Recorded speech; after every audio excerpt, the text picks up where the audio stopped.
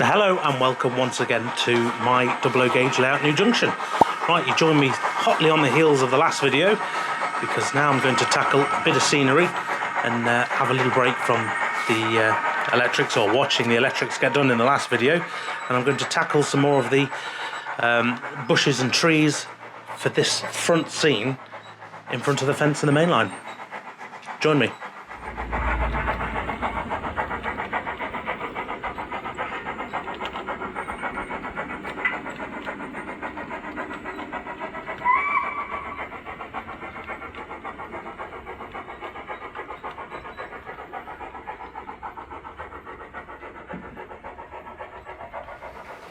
So if you remember a couple of episodes ago, we actually decided to get on with a bit of the scenery around the tunnel entrance there, and as you can see, it sort of starts to really sort of blend in the scene.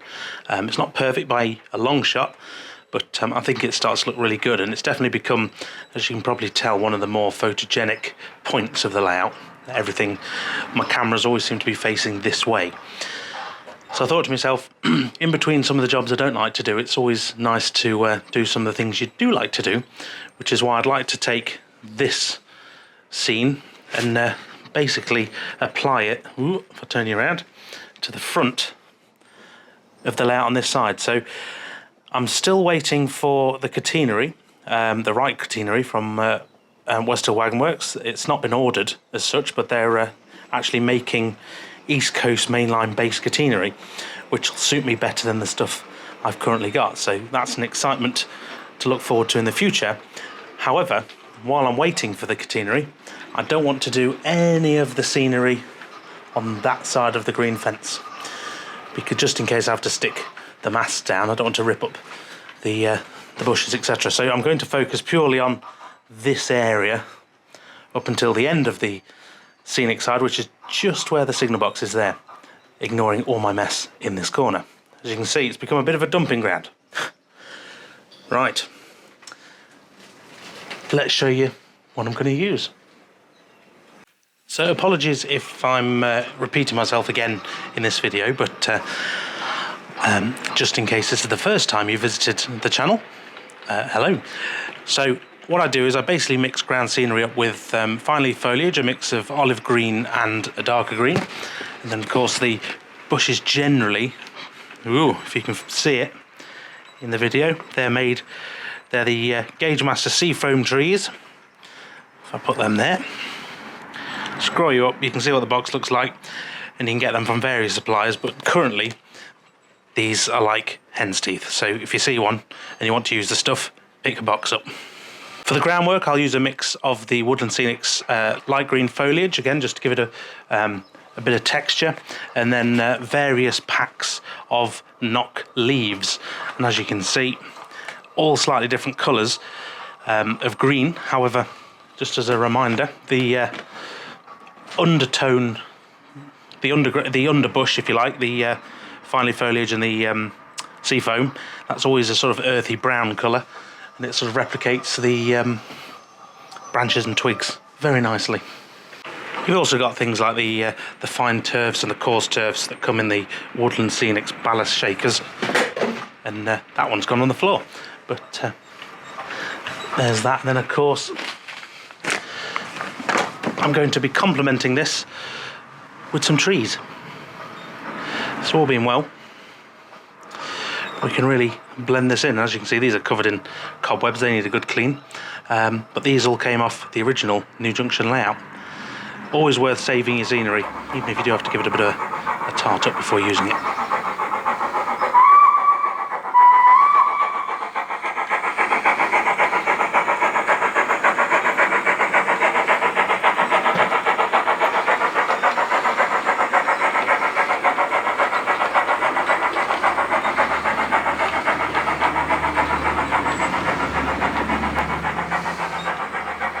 So, welcome to the scene that I'm going to improve. Now, this is the bridge scene, so ignore the bridge for now. This is obviously work in progress for a future episode. I'm actually going to start working on the embankments. And what I tend to find to do is when you're doing a big space, you think, where do you actually start? So, what I'm going to do is imagine the road is here, and then work off the road. So I always like to pick a point and then work away from it.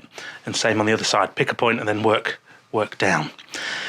And hopefully it starts to blend itself in and looks, hopefully, a bit more realistic.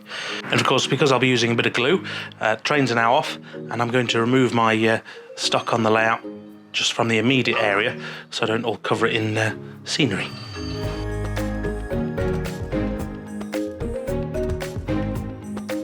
So I'm going to be putting some scenery down this embankment and down this embankment, and the first thing I'm going to do is darken off the area. So basically underneath all the bushes and things that I put in one particular place, it's all slightly darker, almost shadowed underneath, which is where all the foliage and things would basically end up. It wouldn't be bright green grass anymore. So I'm going to start with my trusty WWS layering spray, and then I'm actually going to use some of the fine turf earth just to darken down the area. Nothing too crazy, but just add ever so slight shadow. So nice bit of glue, and then taking a pinch of the, I don't want to drop it from a height. I'm almost going to go in a slight angle, sort of go that way on this side.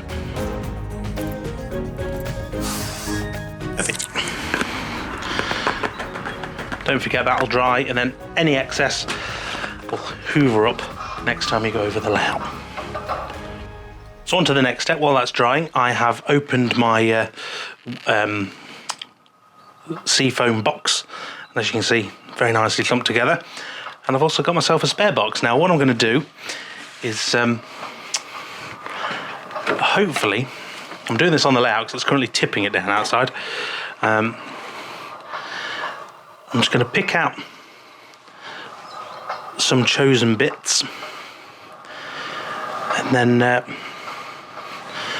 prune them accordingly, if I can, and then place just a handful into the box. I'll show you why in a second.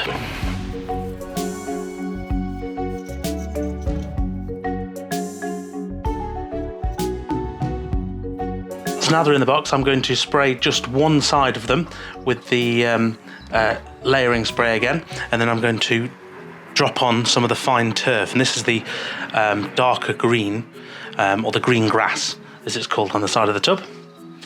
And then if it's too bright, I'll add a bit of burnt grass, which is a darker tone.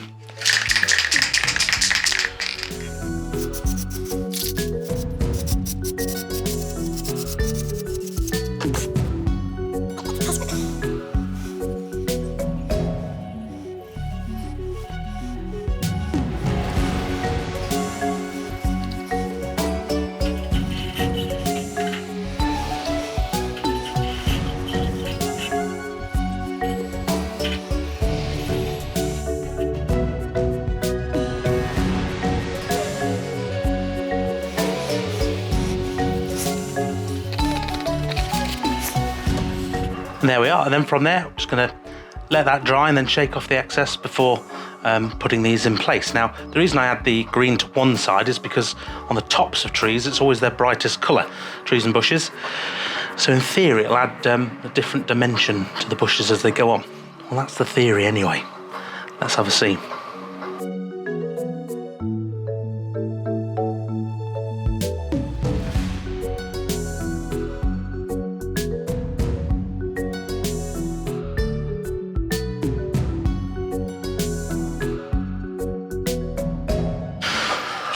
Then comes the saviour of everything.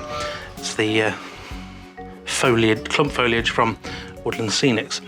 And what I tend to do with this is just finish it off. Of course, what I will do is, once I'm happy, I will add glue to the area, but I like to get a general covering first, just to see if it's going on all right, especially while I'm filming, because the camera is right in front of me.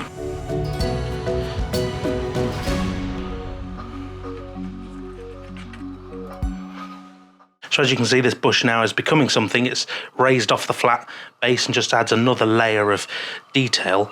And once we fill the area with this, the eye won't be able to concentrate on a single clump, and it'll really start to become something rather interesting. Right, next phase is I'm going to spray it once again and then cover the lot with some knock leaves, and then again some of the fine turf just to blend it down.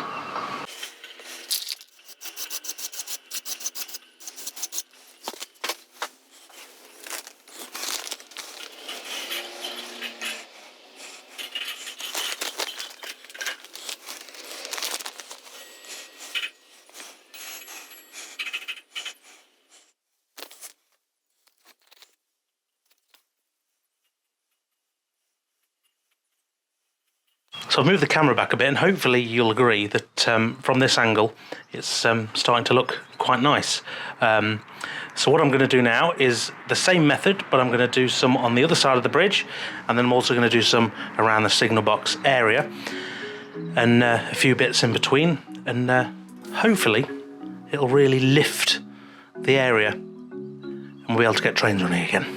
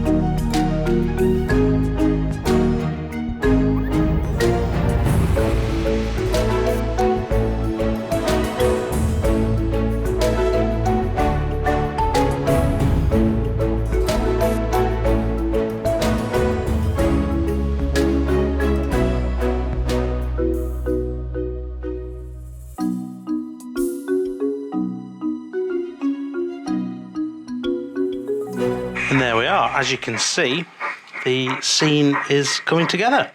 So you can see how just small clumps build up, and I think as you're doing it they can look a bit odd, but the more things you add, as I keep saying, the better it blends in. And of course, to keep using the same colours you've used everywhere else, on the whole the layout starts to look like it all belongs together. So right, I'm just making sure that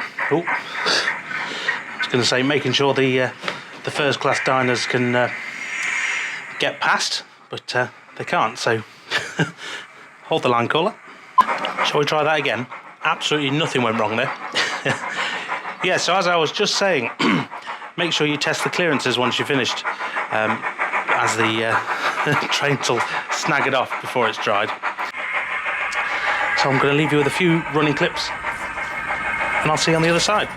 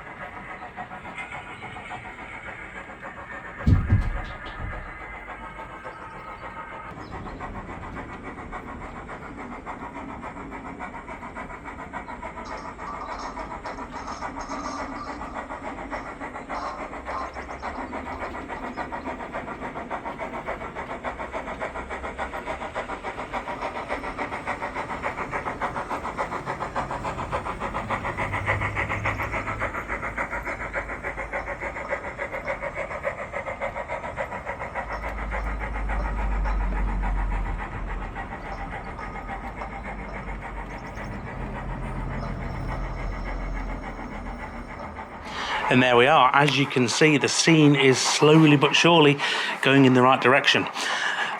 It's nice to get to this stage where I can either do something I don't want to do or do some scenery which I do want to do and run trains at the same time. Always nice and fun. Right, I will say thank you as ever for watching. A big thank you to the channel patrons and members. Without you, I couldn't hope to bring this content to you so regularly. So a big thank you very much.